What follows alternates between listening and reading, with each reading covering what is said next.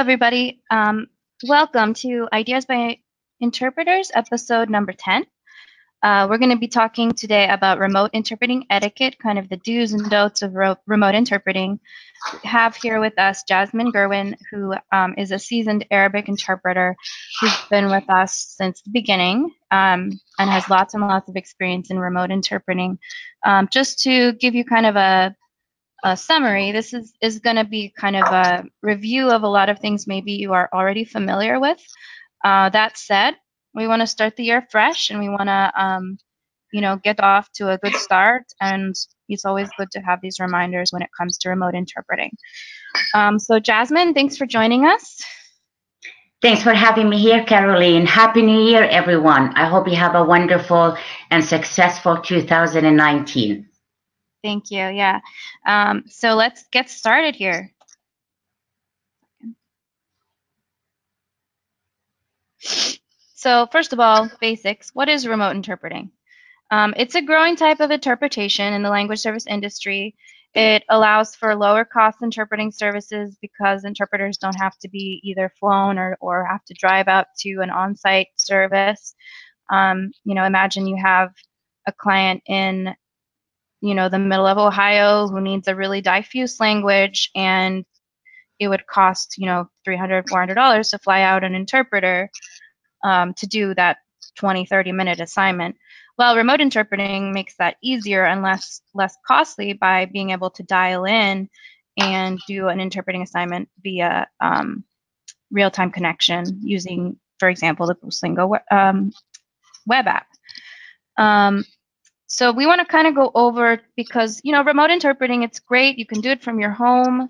It's very convenient. But in that way, a lot of times we forget that it's still a job. It's still something we need to consider as professional. The standards are as professional as, doing an on-site assignment. So that's kind of the goal of this presentation, is just to go over those points.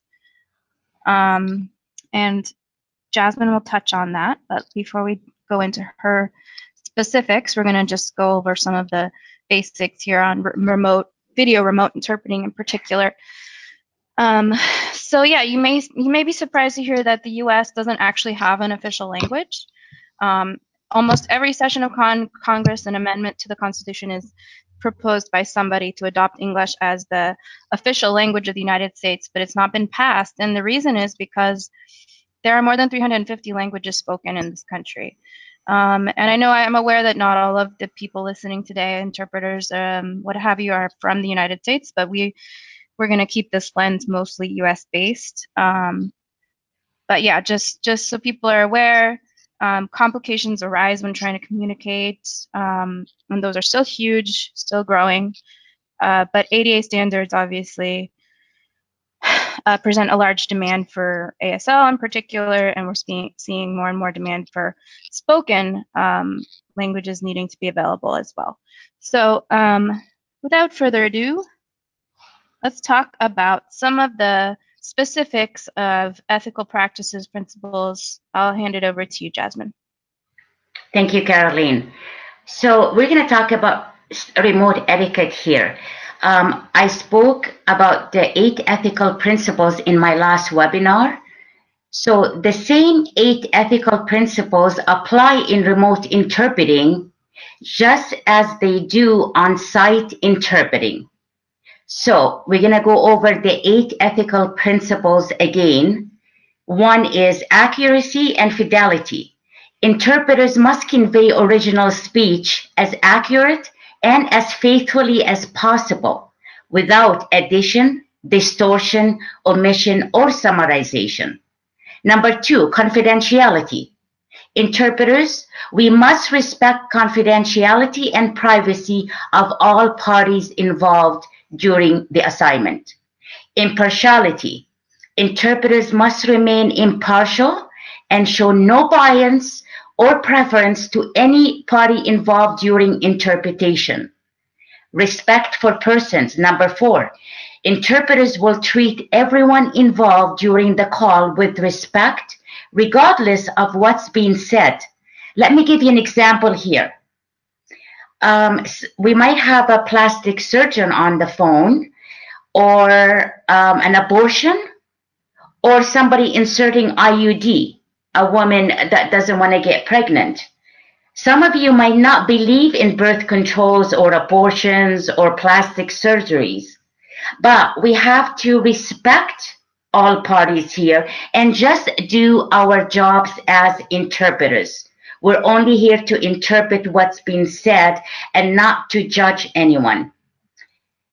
We have to maintain our role boundaries, accountability. As interpreters, we have to be truthful to the message, which means we have to have good knowledge in English and the language we're interpreting in.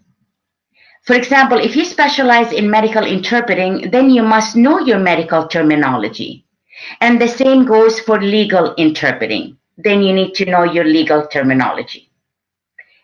If there's a medical term that was said by a health profession while you're interpreting and you were not sure of the meaning, please feel free. Do not hesitate to interrupt in a professional and a polite manner, and ask them to simplify what's been said so you can understand it and do interpret. Number 7, professionalism.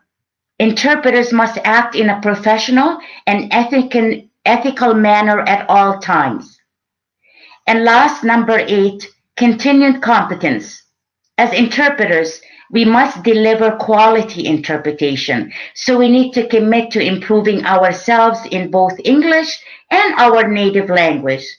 Languages, people, services are constantly evolving. So we need to keep up with the new terminology.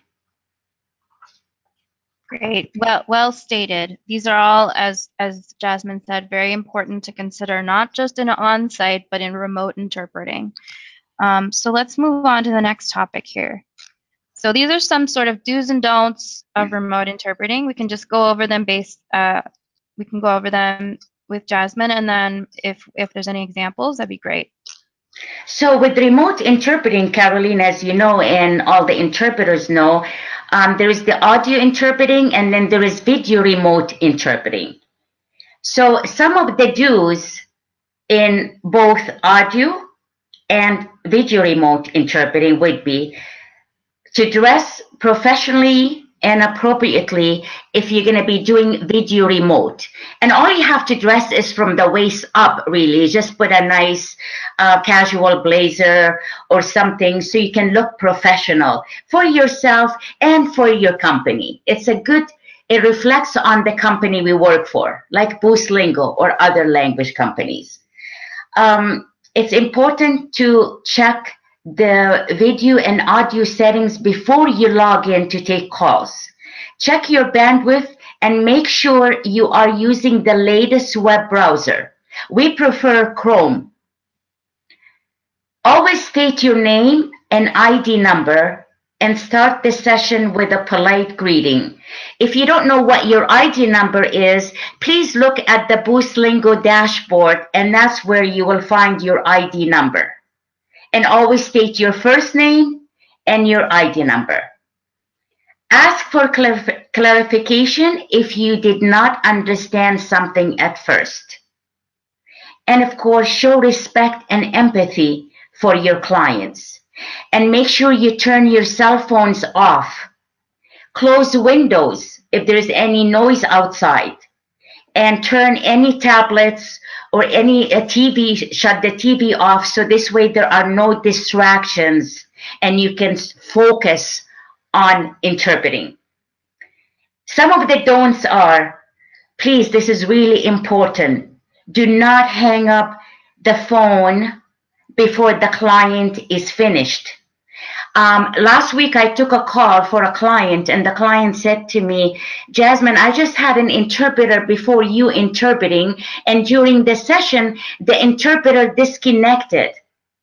And that is not good or professional at all. Before you disconnect, sometimes we have an emergency that we have to disconnect. For example, it happened to me once. I was logged in, and all of a sudden my fire alarms were being tested. And you know how sound that loud is. So I had to excuse myself from the client in a very professional, diplomatic manner and say, I'm sorry, I have to disconnect.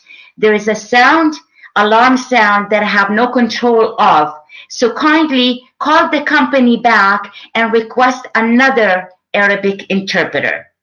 And they were okay with that because we know emergency situations that we have no control of can happen. But do not disconnect in the middle of the conversation or before the client is finished. Right. I mean, it's just like if you were on site as well, you know, if you have something come up, it just you can't foresee that. So the best way is to disengage as professionally as possible, and most times the client will understand. Of course. Now, when you are doing video remote, as I said, please try not to be wearing tank top or jammies. Try not to be rude or condescending to a client ever. Just act unprofessionally toward your act professionally toward your employer or client. Make sure that you never act unprofessionally, and always do not answer your calls until you are 100% ready to take a call and act in a professional and confidential environment.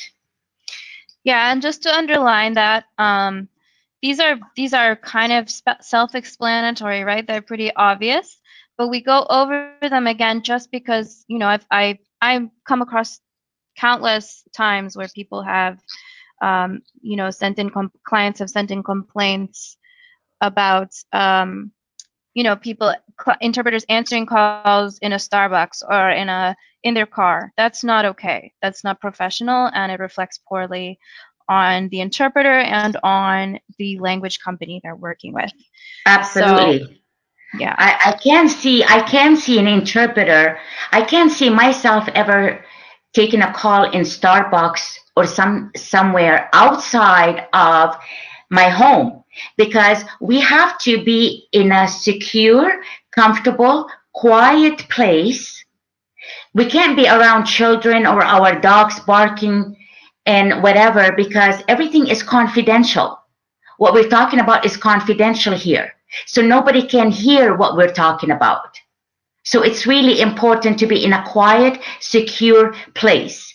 And if you're taking video remote, then you need to have a white background in the back. You don't want things with colors and pictures, and you don't want to distract the client or the limited English speaking person from what's being said. It's really not easy to interpret.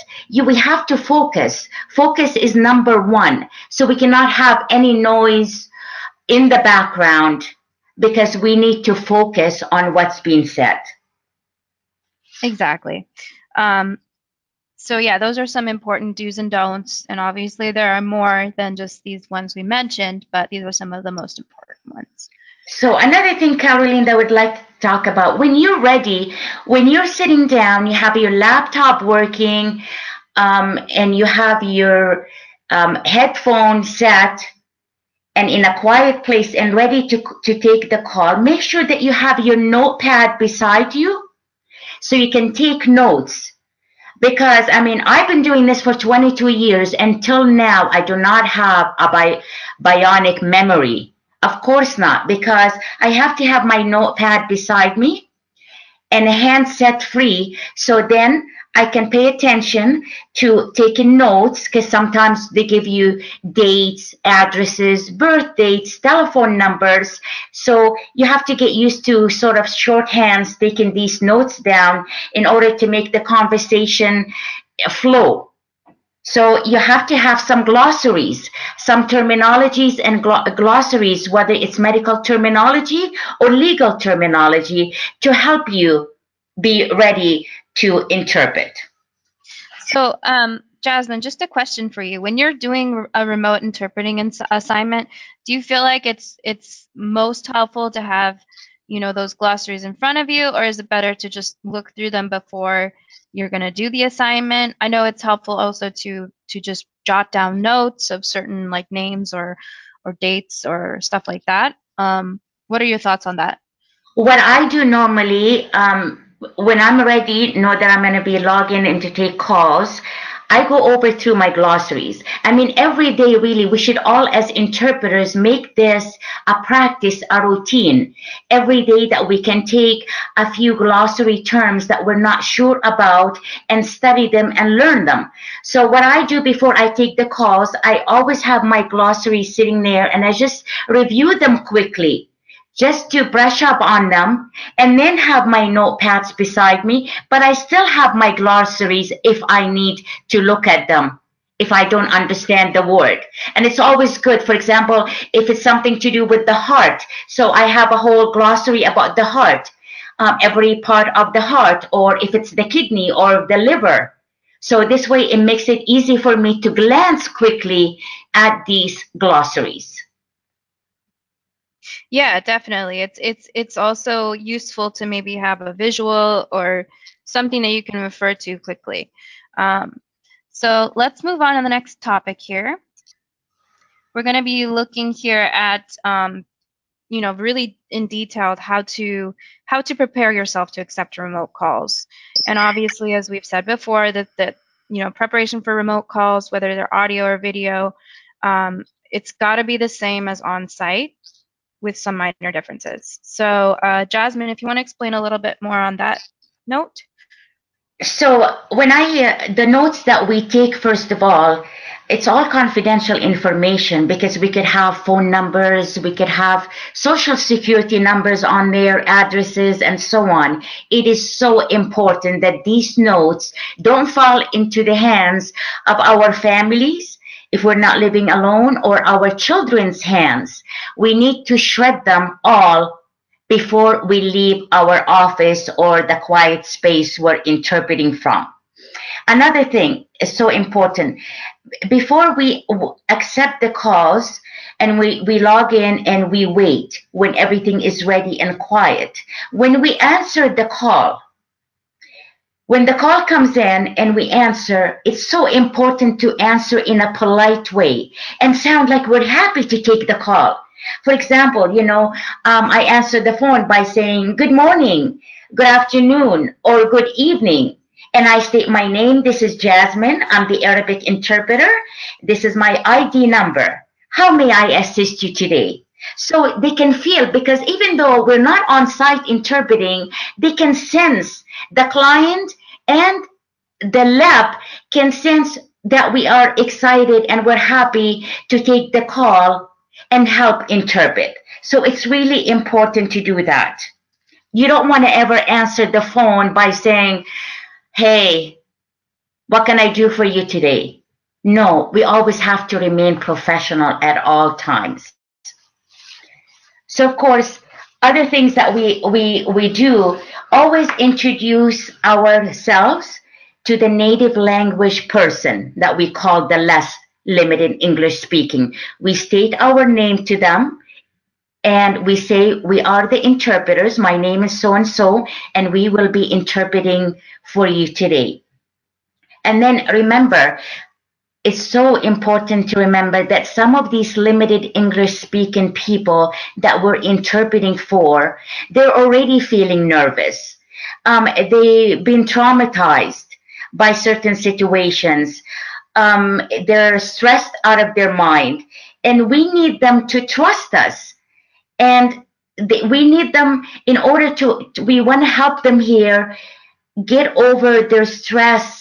We need to be compassionate towards them and show them respect, no matter who they are and where they come from.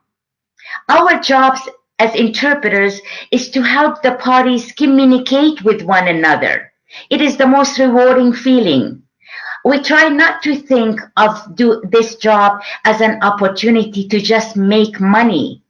We need to think that we're doing some act of kindness, and this is a wonderful learning experience for us. Sometimes, and this has really been one of the most challenging things in audio interpreting, is that sometimes the sound is not clear on their end, whether it's the client or the limited English speaking. Sometimes the less are on speakerphone, the client is on a speakerphone, the less has a lot of noise and children crying in the background or dogs barking.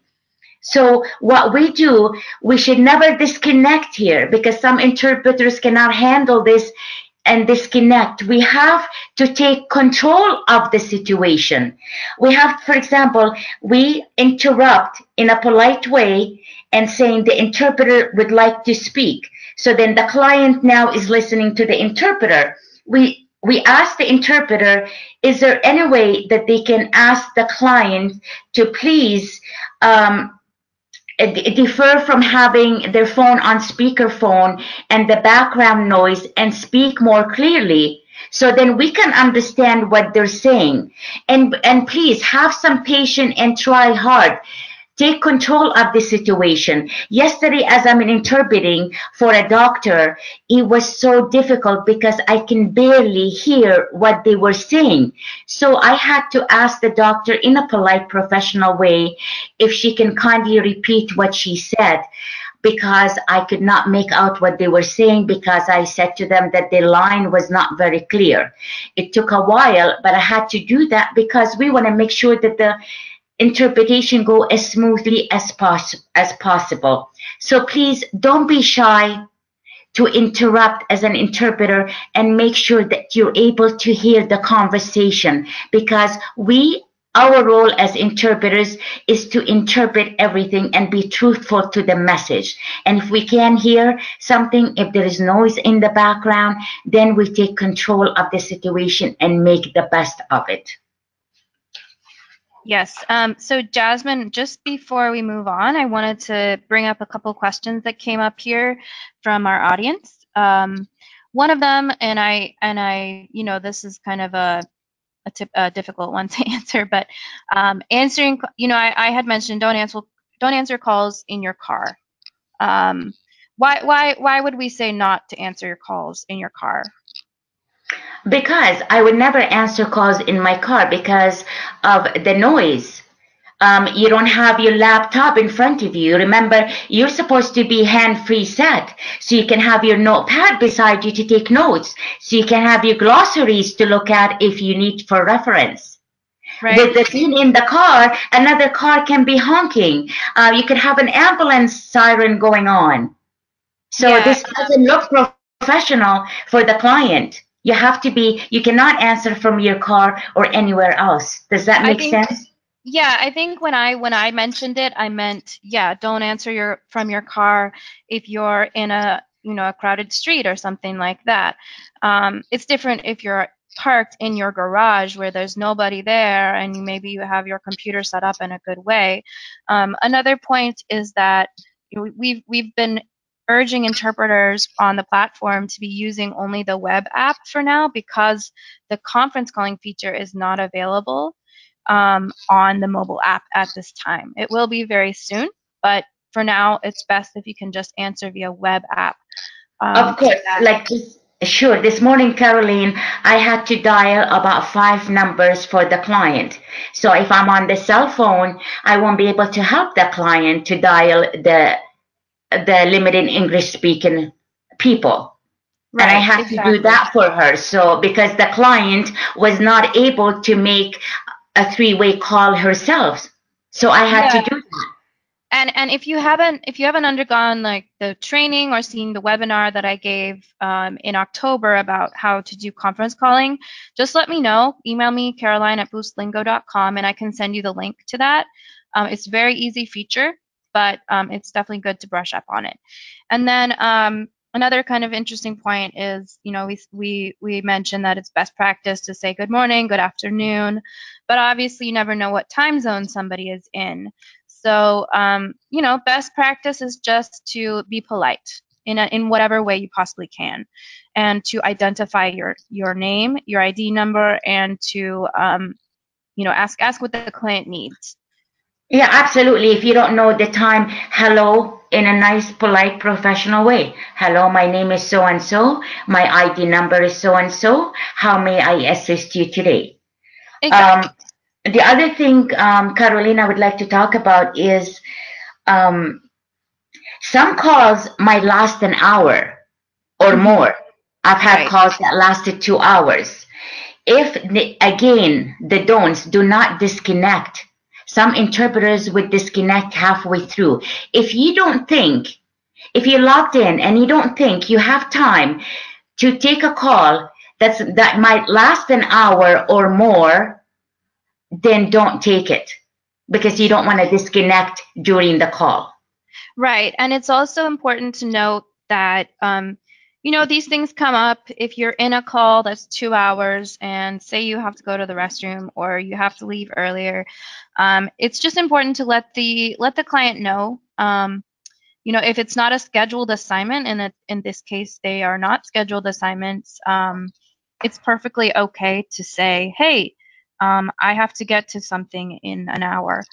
Just keep them informed so that they know what they would need to do after you're no longer available. Absolutely, because most clients will understand. It's way Yeah. better to ask them in a polite, professional manner than disconnect. Yeah, it's Um, better to just be as transparent as possible and as polite as possible, obviously. yes. Another thing, of course, as you remember, just like on-site interpreting, we always interpret in first person, just like we do in on-site interpreting. And this way, so you never say, we don't as interpreters say, she said, he said, Right. because that will cause confusion to the client. So you always want to interpret. So if the less says, I have a headache, I'm the interpreter. I say, I have a headache. I don't say, she said that she has a headache. Right. Another thing, I'm sure that some of you faced these incidents where you'll be interpreting on the phone and the client, whether it's a doctor or a nurse, would have to leave the room to get something and they leave the limited English speaking person in the room. So I've had this happen to me many times. So I'd be on the phone waiting for the doctor to come back in the room, and the limited English person would say to me, um, "Excuse me, Jasmine, what do you think about what the doctor just say? I don't feel comfortable taking these medication." Or she would ask for my advice or opinion. Well, the best way to handle this, I say to them, and I say, I'm sorry, I'm just the interpreter here. My job is the interpreter, and I have to follow the code of ethics. And I'm not allowed to have a conversation with you. So if you would kindly wait until the doctor comes back in the room, you ask her the question, and I'll be more than happy to interpret for you. Yeah, and I can see that happening fairly often just because, the language is something that, connects you to people. So if you're in a room with someone who is speaking your dialect, your language, then you're gonna feel more comfortable asking them, you know, kind of intimate questions like that.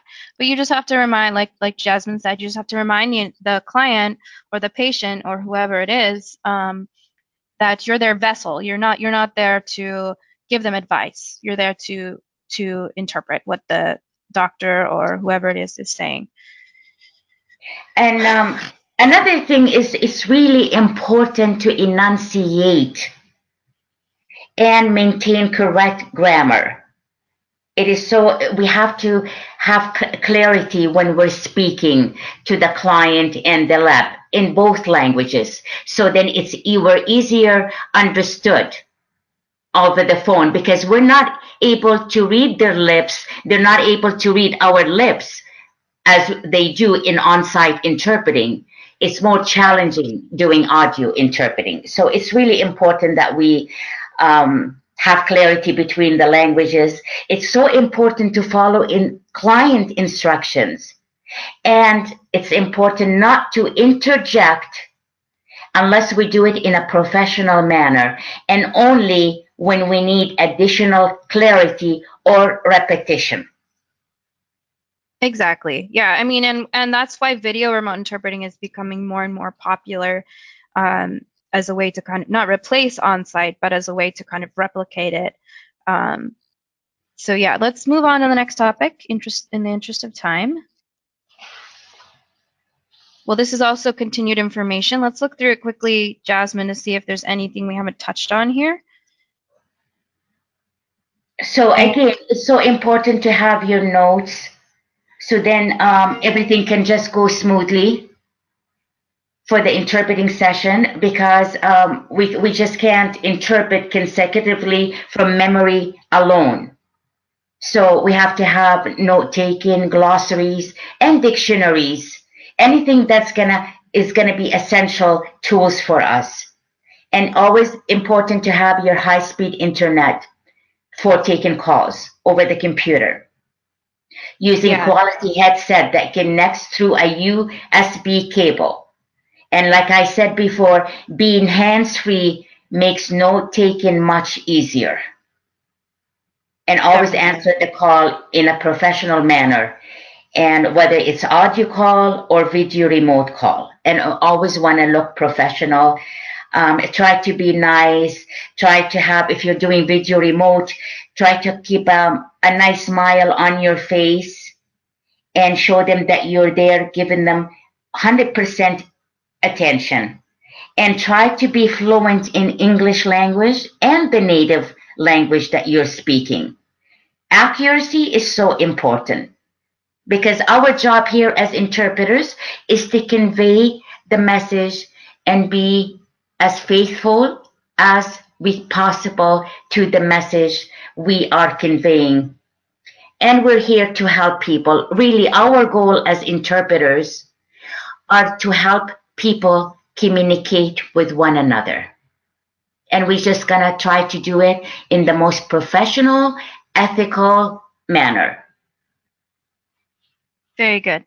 Yeah, and just to reiterate the whole audio versus video, I know a lot of times it's not, we are working on this, developing this, but to make it more obvious when it's a video versus audio call coming on.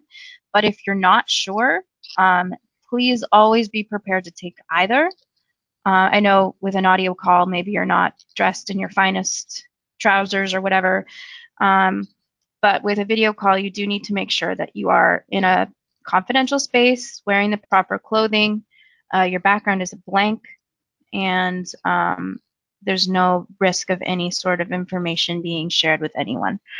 Um, Exactly, Caroline. And you know, when you're dressed professional, you're gonna feel good about yourself. And if you, let's say that you're working, and like Caroline said, always be prepared to take a video remote call. So let's say you're wearing a t-shirt or a shirt, have a blazer right beside you. So when you take a video remote call, put your blazer on, have your hair done, so you can feel good about yourself and look professional. right, exactly. Okay, let's move on to the next topic here. So sometimes things get difficult when you're doing an assignment, and these are just some scenarios that we thought of that maybe could be interesting or useful to look at maybe how to deal with them. And we've talked about some of them actually, Jasmine, so let's just touch on the ones that we haven't gone over. Okay. We're talking about the emergency situation. Sometimes if you're during a call, something could happen. Your child might get sick, your dog might get sick or something, or that you have no control of. Then do not disconnect. Do not hang up the call. Just ask the client in a polite, professional manner why you need to disconnect, and have them please call the company and ask for another interpreter in your native language. Okay, so you don't want to have any background noise. How can you have background noise when you're trying to focus on interpreting? I can't do it. I have to have a very, very quiet place when I'm interpreting, because it's not easy to be listening, and because our jobs as interpreters is to understand what's been said, to listen, and then convey the message.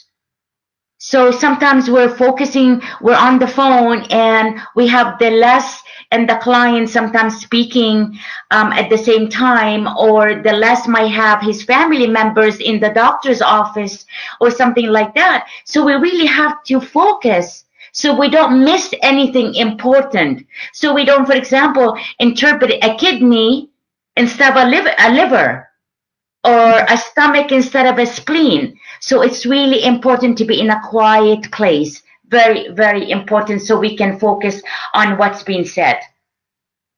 And because Yeah, we want the session to go smoothly. right. And always important, when you need to interrupt and speak as an interpreter during the interpretation session, always say the interpreter would like to speak. Then you speak in first person and the client will listen to you then. And sometimes, like I said, if you find there is noise, loud noise in the background where the client and the less are, it doesn't matter how many times you have to repeat yourself in a polite way. Ask for more clarity. Ask for a quieter background. Sometimes I'm interpreting for a doctor or lawyer and they're shoveling papers.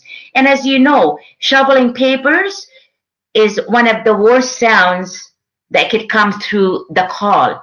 So I always ask the doctor politely to please stop shoveling the papers while we're interpreting, so I can hear better, so I can interpret everything that's been said the way I'm supposed to. Right. And these are simple things, but they may just not be aware of how much it's affecting the call quality. So it's always important to just bring it up and make sure that the assignment goes as smoothly as possible. And always Okay, be ethical. Always be ethical. right. Very important. So yeah, no side conversations with the limited English speaker. It's only your duty to interpret. Absolutely. Okay, let's move on.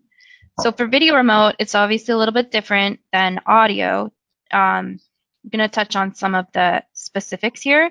We've already gone over a lot of this, as I keep saying, a lot of repetition here, but it's good because these are things that, when interpreting is something that's second nature, right? You go into it, it's like driving a car, you don't forget how to do it necessarily.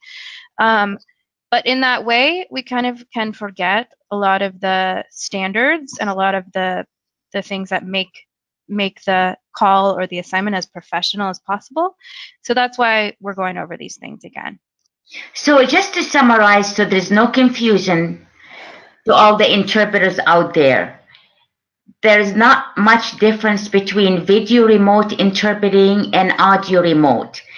The couple differences between audio interpreting and video remote interpreting is, with video remote interpreting, we have to have a white background, a clear background, and we have to dress professionally from waist up, look professionally. That's really the differences between video remote interpreting and audio remote. It's so simple because the same setup is the same for both. But video remote, they're going to see us, both the client and the less. So we need to look professional and we need to have a white background or a background without any distractions for the client and for the less. Yeah, a blank background is A blank. preferable. And if a lot of interpreters have come to me and asked, like, how can I, best or most efficiently do that? And there's actually, if you're not aware, there's products you can buy on Amazon to just mount a background to your office chair or whatever chair you're using, and it makes it look perfectly professional. So if you need any assistance or recommendations on that, please email me or email me is best, I guess, Caroline@boostlingo.com, and I can give you some tips. That's a great point, Caroline. And in the meantime, before they do that, if you don't have a blank background, just get a sheet. have a white sheet and just Right. pin it on the wall or in the back, wherever you're sitting. Yeah, that's also a really good idea. No, so I got a question here just real quick. It doesn't have to be blue, it doesn't have to be white. I know with ASL, as someone here brought up, that it should contrast with your skin tone just because it's easier for the client to make out the signals. But with other VRI, it's whatever color. Don't do like hot pink or something like that, but something that's professional and muted tone. Blue is fine. White is also good. Yes. Sorry, I'm answering questions as they come up because they're really they're pertinent to what's going on in the presentation. Anything else that's kind of different with video remote calls that we should take into consideration? Well, with video remote, of course, it's like on-site interpreting. They can see us and we can see everybody. So we just need to look professional and dress professional. Yes, very good. Okay, so let's move on to the next topic here. So this is something I kind of put together myself here in terms of best practices. We know it's a growing industry, the language industry, and for languages that are not as diffuse, as like Spanish or Arabic, for example, it's important. Well, actually, for all languages, let me just change that. It's important to just keep up with as much information you can. It's important to be HIPAA compliant. It's important to stay on top of the training for any sort of specialization you have, whether it's legal, medical, healthcare, what have you. And then, basics like have a resume, have a website if you desire, have a LinkedIn presence. On your LinkedIn, put that you are, part of the Boostlingo Professional Interpreter Network. It will go a long way. I know I've, put out recruiting efforts like looking for certain languages, and I've had interpreters or people come to me saying that they don't have a resume. This is something that's really important. It's important to have something that explains your experience, and it's like any other job. You really need to have that down. And if you need any assistance in building your resume, or any ideas in terms of creating more of a LinkedIn presence or website, reach out to me. I'm happy to help. I'm happy to provide some guidance. Yes, absolutely, Caroline. That's wonderful because, as we know, the language industry is one of the fastest growing industries in the world. So now there is much more competition, and a lot of people want to become interpreters. So if you need to stand out and get more jobs in interpreting, it is really important to get a resume. You have to have a good resume. You should try to get a website, have your LinkedIn presence. It's so important. Anytime that you achieve a certificate, new certificate, please add it to your Boostlingo dashboard. So it's so important that you stand out to get more jobs because the competition is big right now for interpreters.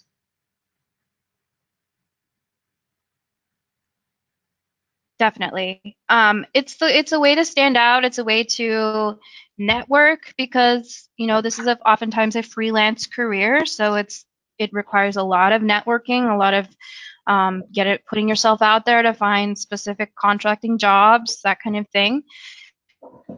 And have a So yeah, network. any sort of. Sorry, go ahead, Caroline. No, go ahead. Go ahead. You go ahead. It's okay. Have a, I mean, it's all free networking here. Have a group of networking interpreters as well. You can have discussion with, you can learn from. If there is some terminologies you're not sure about, you can discuss it with other interpreters, for example, with more experience. It is really good. I mean, I have some interpreters that are starting their careers right now, and they come to me, and I'm more than happy to help them, guide them through it. and they question me. So try to do that. It's take advantage of this free networking that we have and all this social media to learn. There is so much on the internet these days, so much learning about cultures, and because everything is evolving, like I said, languages, cultures, and so on. Take advantage of these opportunities that we have, and it's all for free. We're not paying for them. So training is important. Yeah, We just want to better. We want to better ourselves every day. yeah, and just like the Boostlingo platform is free to interpreters. We offer it free to interpreters because we want to create something that can help grow their career. So let's go on to some questions here.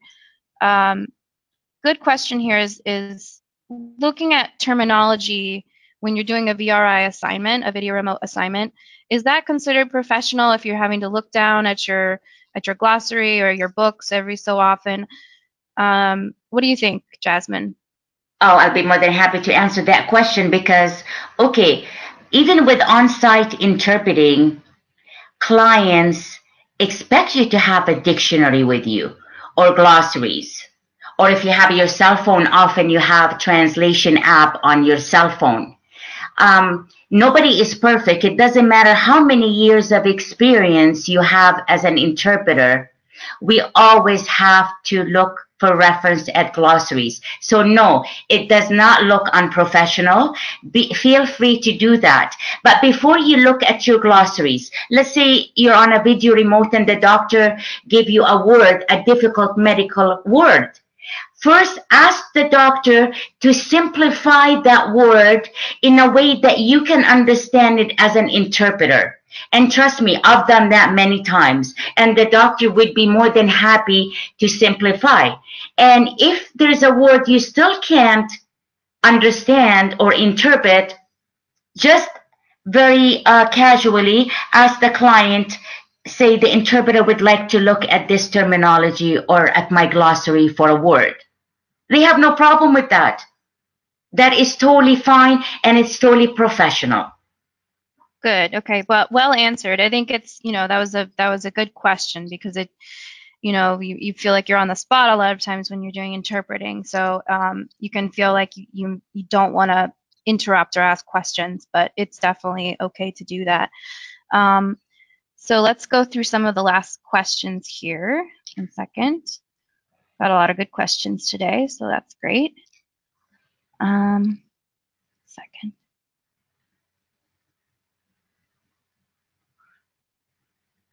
Sorry, guys.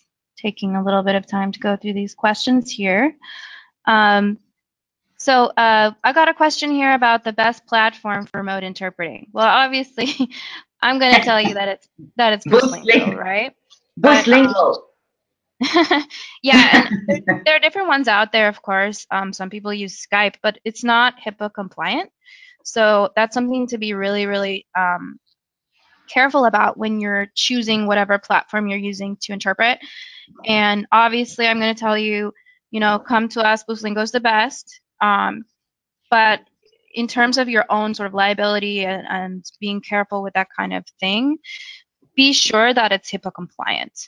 And also, Boostlingo is a constantly developing software, just like the industry is constantly developing and growing. So we're growing with it, and we're developing features and things that are useful to people who are actually in the language industry, as well as to interpreters themselves. And Boostlingo, Caroline, are always providing interpreters with these wonderful webinars. We're all learning from these free webinars that Boostlingo is providing. It's a wonderful learning experience, and Boostlingo are always there to help. I mean, my experience with Boostlingo, every time I have a question or I'm not understanding anything and I send an email to Boostlingo, they reply right away. And I came across many, and I worked with many telephone companies or platforms, but Boostlingo was the only ones that get back to me as soon as possible. You know, they've never taken a day or two. They always get back to me the same day and answer my questions. And I'm always happy to listen to different webinars to learn from them. Yeah, and I think to that, point, the reason why we're so, careful and communicative with our interpreter community is because we built it for interpreters. We're trying to make this platform as useful and as efficient for interpreters as possible. And, we're not perfect, but we're striving to be as perfect as we can.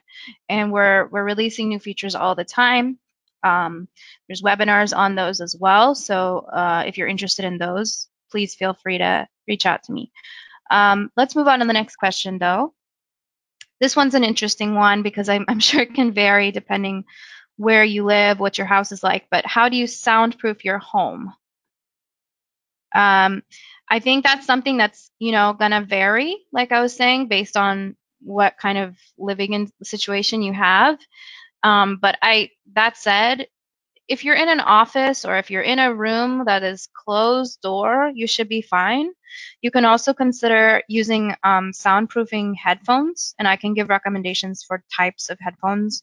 We also do giveaways for headphones every so often here.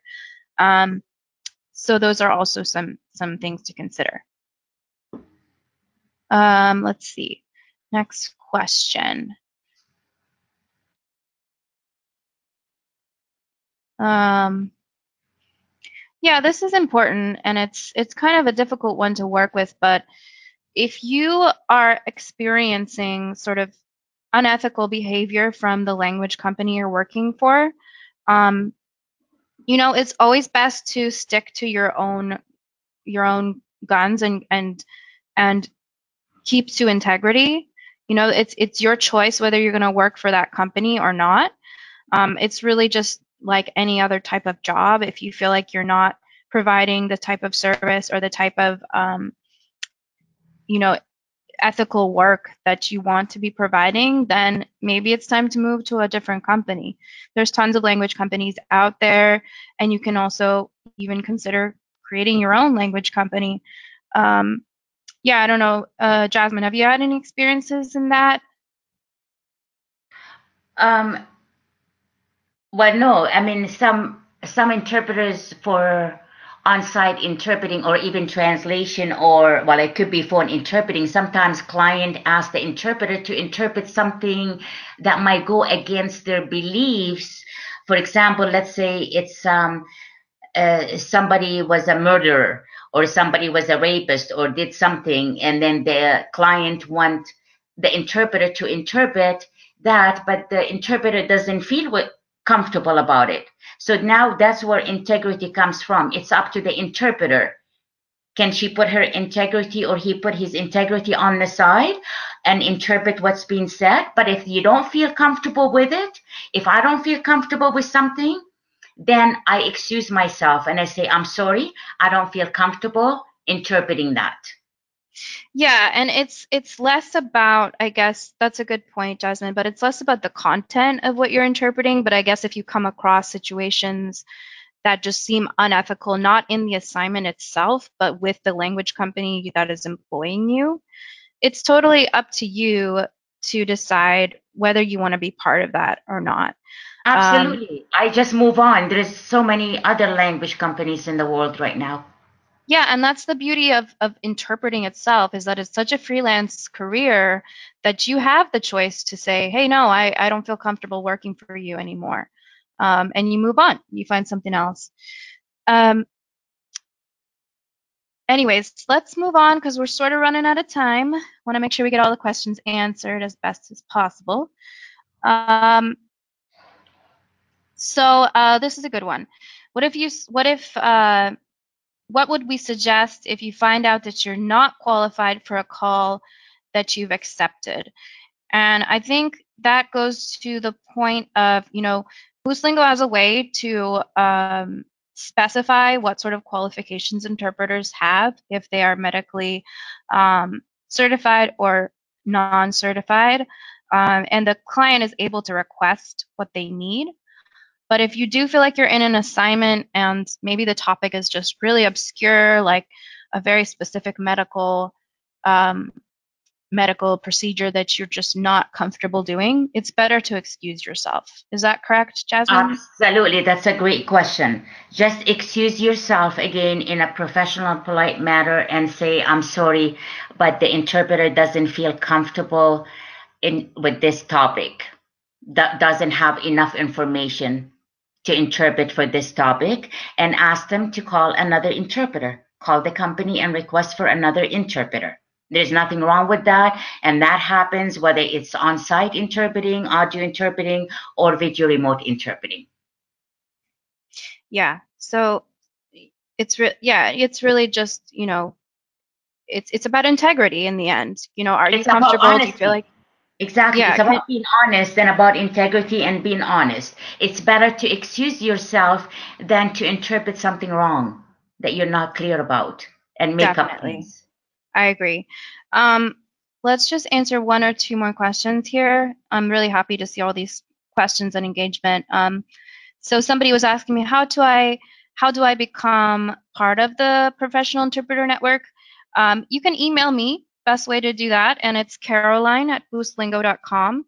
I'm happy to provide as much information as you need and to help get you onboarded onto the system. And then, yeah, uploading information. So this is actually really important, and I'm gonna share my screen. Well, my screen's already being shared, but I'm gonna share this information just because I've gotten a lot of questions on this. 1 second here. The question is, where do I upload my information? So I'm hoping you guys can all see this. Jasmine, can you see my Yes. screen? Okay, Yes. great.